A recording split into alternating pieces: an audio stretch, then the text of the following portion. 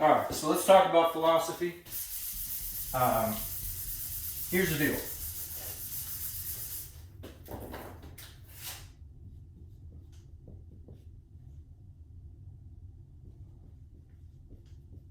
All right, here's the deal. Philosophy. We decided to go to a lot of 3x2, to go to empty, because we felt like it gave us a huge advantage. We've been a spread team. A big thing that I believe in is you got to piece and pull from different resources. Some guys are system guys, some guys are this, some guys are that. We're going to live by what Leak and Riley does. We're going to live by what Coach Leach does at Washington State, things of that nature. In my opinion, you got to piece and pull from different people and make it fit to your kids. Because the reality is, it might look fantastic up here on the board, and I can get in my office and I can call coaches over and we can talk it out, and I've got answers. But the reality is, if my kids can't do it, what's the point of it? We must be able to execute. That is number one, period. So whether you do it through drilling them in practice, whether you do it through film, whatever you're doing, just make sure that you are getting your kids to buy in. Make sure you're getting your kids to execute. But the reality is, when you're bumping to 3x2, a lot of quarterbacks will get overwhelmed when you add that extra guy out there, and it can really confuse them. So it's extremely important that they understand base concepts. If they don't understand your base concepts out of 2x2 or 3x1, that's when you're going to get in a lot of trouble when you go try to jump to empty. So make sure they have a great understanding. The big thing about empty is it allows you, to attack everywhere on the field.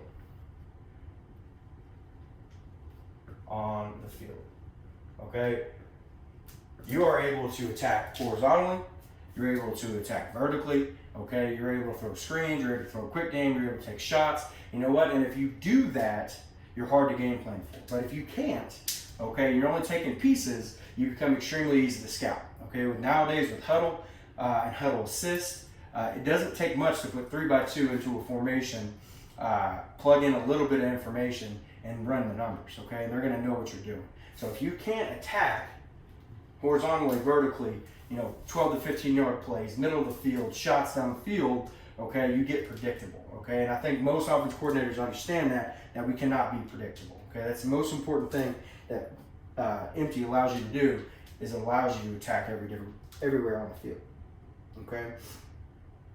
Now, big thing is understanding and figuring out how you're going to get an empty. Your personnel grouping. Last year we brought in a fifth wideout. We brought in that fifth wide receiver. This last season, this past year, we stayed in our 10 personnel and we used a running back. So both are good. Both have good options. This kid really has to be special.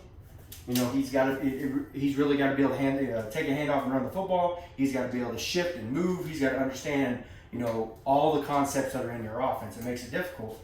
But when he can do that, it really keeps the box honest, and allows you to do more motioning.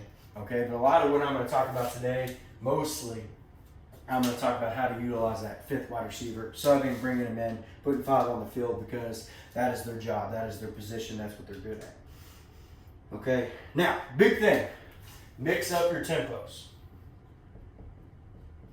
Mix up tempo. Mix up your tempos. When you're going empty, you can get out there and you can go 100 miles per hour. That's one of my favorite things about empty, is that you can go extremely fast. But if you're going fast all the time, you get predictable. Again, same thing. So mix it up. You can go fast, right? Some people call it NASCAR, some people call it warp. Whatever you call it that, and you go extremely fast. Go fast. But one of my biggest things is I like to freeze them and call what I like based off their alignment. Because every week you're going to see something different.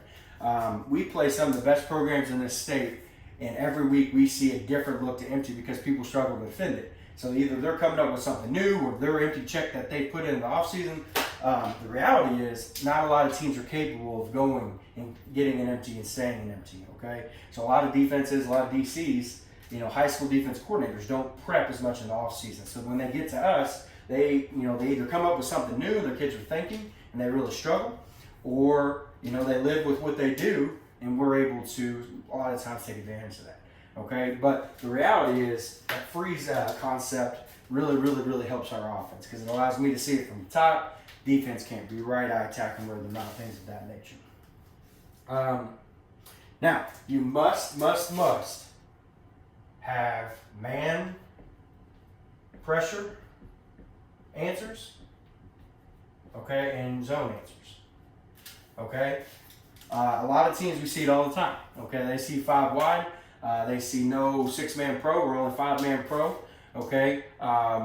They think we're going to get after his tail, okay? We're going to come after him, we're going to get press man, and we're going to come after him. So you have to be ready for that. You have to prepare your quarterbacks for that, and you have to have the concepts ready for that situation. And I'm going to go through those when we get to quick game, and some of our dropback stuff too, okay? But you have to be prepared for that because that's what a lot of high school defensive coordinators do. They say, I don't know how to do that. Maybe not. Maybe I don't know. That's the wrong answer. They just say that's my belief. If I get 5 wide, I'm going to come after him, and I'm going to see if he has